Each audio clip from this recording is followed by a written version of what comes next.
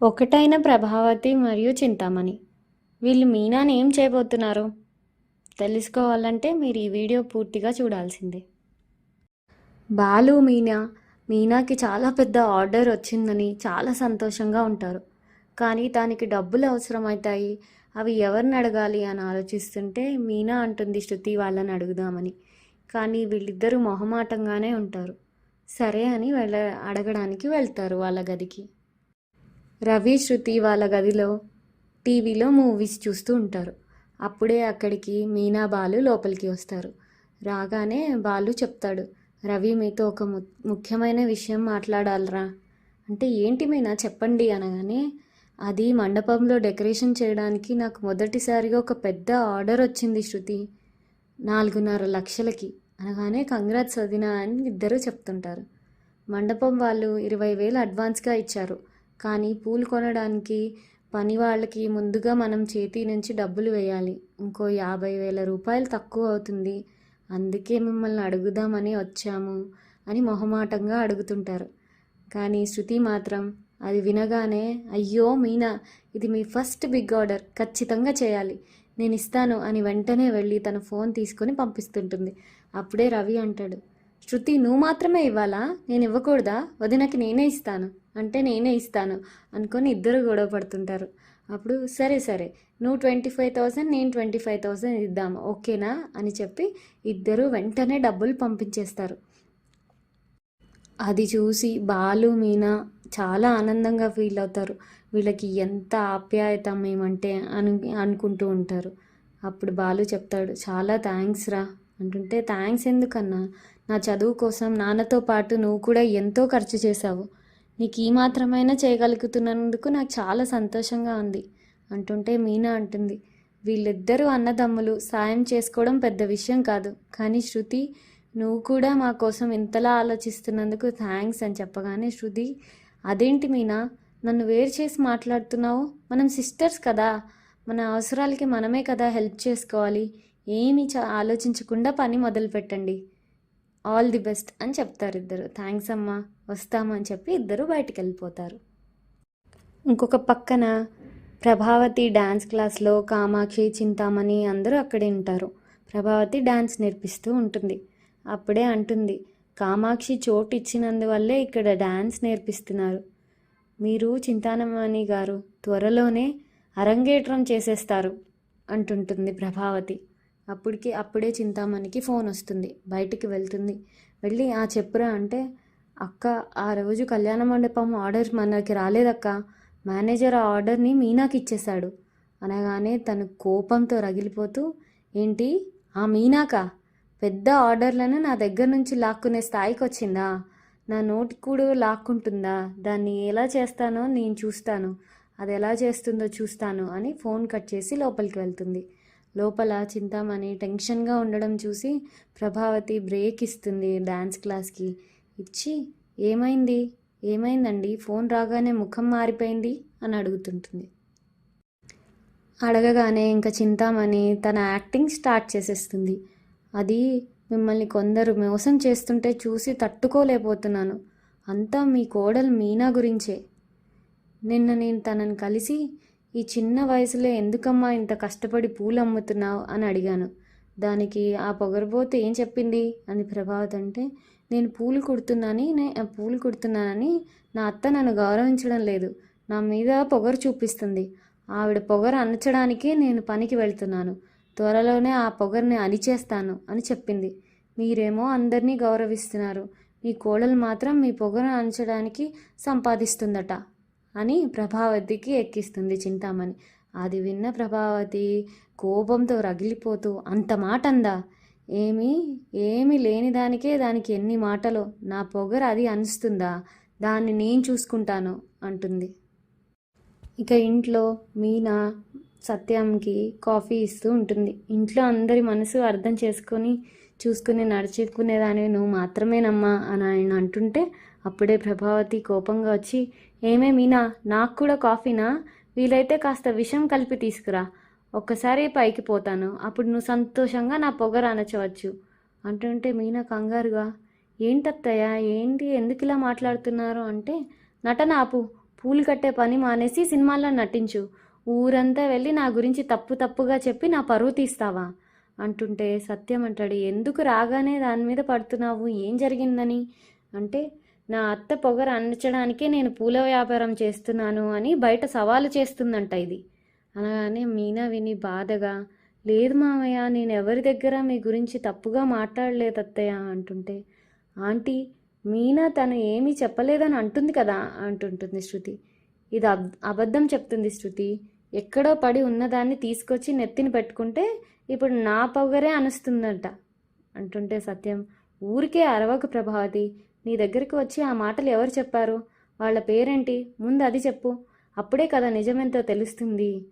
నా గురించి ఇంత నీచంగా మాట్లాడిన మాటలు నాకే చెప్పడానికి వాళ్ళు ఎంతో సంకోచించారు. వాళ్ళ పేరు నేను చెప్పను, నమ్మకైన వ్యక్తే చెప్పారు. అయ్యో ఆంటీ, కంప్లైంట్ చేసింది మీరు, ఎవరు చెప్పారో అడిగితే పేరు చెప్పరు, లాజిక్ లేదు కదా అంటుంటే రోహిణి వస్తుంది. అవునా ఆంటీ, శృతి ఇంట్లో చెప్పలేక బయటకు వెళ్ళి ఎలా మాట్లాడుతున్నారో, నాకు లోపల ఒకలా బయటకు ఒకలా మాట్లాడడం తెలీదు అంటుంటుంది రోహిణి. అంటే ఇప్పుడు ఆంటీ అబద్ధం చెప్తున్నారు అని మీనా అంటుందా రోహిణి అంటుంటే, ప్రభావతి, రోహిణి ఒక్కతే నన్ను అర్థం చేసుకుంది, పూల వ్యాపారంతో ఏదో సాధించేసి నన్ను అణిచేస్తావా అంటుంటుంది మీనాతో. అత్తయ్య, నేను గుడిలో అయినా ప్రమాణం చేస్తాను, నేను ఎవరితోనూ అలా అనలేదు, మీరెందుకు నా మీద నింద వేస్తున్నారు అంటుంటే ఇంకా సత్యం గట్టిగా, చాలా ఆపుతావా, ఎవరో ఎక్కడో చెప్పారని ఇక్కడికి వచ్చి ఎగురుతున్నావు, చెప్పిన వాళ్ళ పేరు చెప్పమంటే అర్థమవుతుంది ఆ మాటల్లో నిజం లేదని, ఏదో ఒకటి మాట్లాడి గొడవ తెచ్చుకోకు, మీనా అలా మాట్లాడే అమ్మాయి కాదు, నాకు నమ్మకం ఉంది, వెళ్ళి నీ పని చేసుకో అని ప్రభావతిని చెప్పగానే, ఈయన సపోర్ట్ వల్లే కదా నీకు ఇంత పొగరు, ఎవరి పొగరు ఎవరు అనుస్తారో చూస్తాను అని కోపంగా అక్కడి నుంచి వెళ్ళిపోతుంది. ఏమో బాధగా శృతితో, చూడు శృతి అత్తయ్య ఎలా మాట్లాడుతున్నారో, అవన్నీ వదిలే మీనా, ఇంతకీ ఈ పొగరంటే ఏంటి అంటే, అది ఇతరులని గౌరవించకుండా తామే చాలా గొప్పవాళ్ళమని ఓవర్గా ఫీల్ అవుతుంటారు కదా, దాన్నే పొగరంటారు అనగానే శృతి నవ్వుతూ, ఓ అయితే డెఫినెట్గా ఆంటీకి పొగరుంది, దాన్ని అంచడంలో తప్పే లేదు మీనా అంటుంటుంది. ఇంకొక పక్క బాలుకేమో తన ఫ్రెండ్ కాల్ చేసి, బాలు, ఆ ట్రాఫిక్ పోలీస్ అరుణ్ నా కారు ఆపి 1000 రూపాయలు ఫైన్ వేశాడ్రా, పేపర్ సీట్ బెల్ట్ అన్నీ కరెక్ట్గా ఉన్నా నెంబర్ ప్లేట్ బాగాలేదని కక్ష సాధించాడు. ఆ రోజు హోటల్లో వాడికి కోపం తెప్పించాం కదా, ఆ పగ ఇలా తీర్చుకుంటున్నాడు, సరే వాడి దగ్గరికి రానివ్వు, వాడి పొగరు ఎలా అణచాలో నాకు తెలుసు అంటుంటాడు బాలు. ఇక ఈ విషయం బాలు వెళ్ళి మీనాకి చెప్తుంటాడు.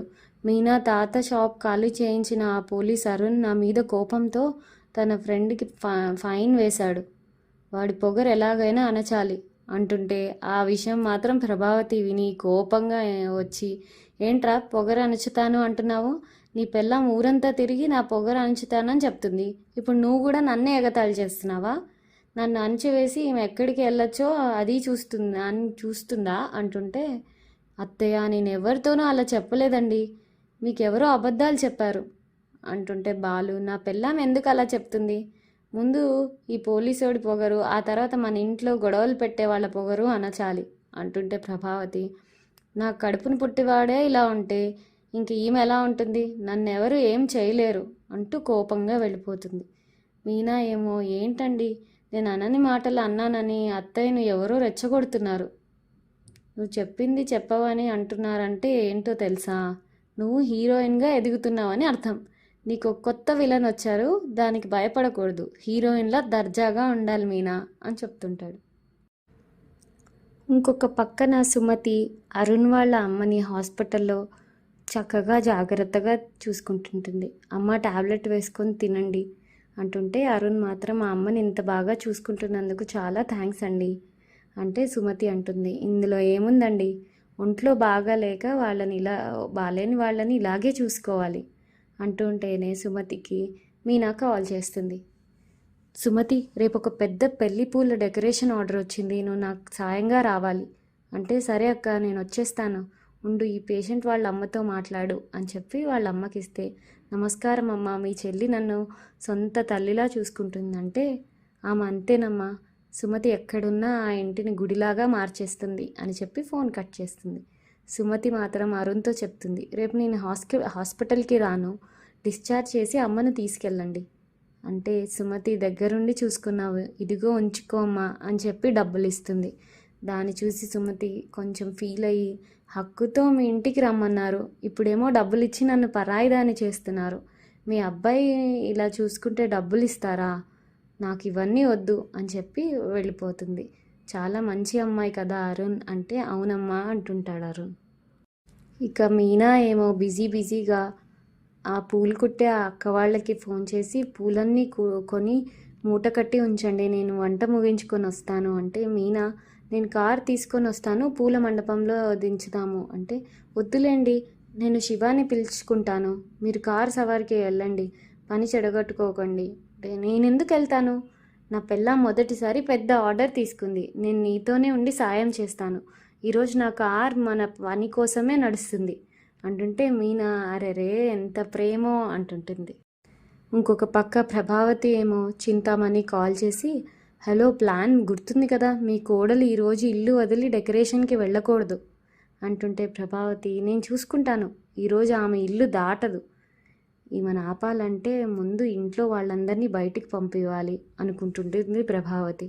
అరుస్తూ, రే మనోజ్ త్వరగా తిని షాప్కి వెళ్ళు, రోహిణి నువ్వు కూడా బయలుదేరు, ఏమండి పాపని స్కూల్లో డ్రాప్ చేసి వెళ్ళాలి కదా వెళ్ళండి అంటుంటుంది. రవి నువ్వు హోటల్కి వెళ్ళి తిను, త్వరగా బయలుదేరండి అంటుంటే అత్తయ్య వాళ్ళందరికీ భోజనం ఎవరికీ వద్దులే, వాళ్ళకి టైం అవుతుంది, అందరూ బయట తింటారు, త్వరగా వెళ్ళండి అని వాళ్ళని పంపించేస్తుంటుంది. ఇక మీనాని ఆపడానికి ప్రభావతి ఎన్ని ప్రయత్నాలు చేస్తుంది, ఈ ప్రయత్నాలన్నీ ఫలిస్తాయా లేదా మనం రేపటి వీడియో కోసం వెయిట్ చేసి చూడాల్సిందే. అన్ని ఎపిసోడ్స్ గురించి మీకు ముందుగానే తెలియాలంటే ప్లీజ్ మీరు నా వీడియోకి లైక్ చేసి షేర్ చేసి అండ్ ఖచ్చితంగా సబ్స్క్రైబ్ చేసుకోండి. Thank you so much.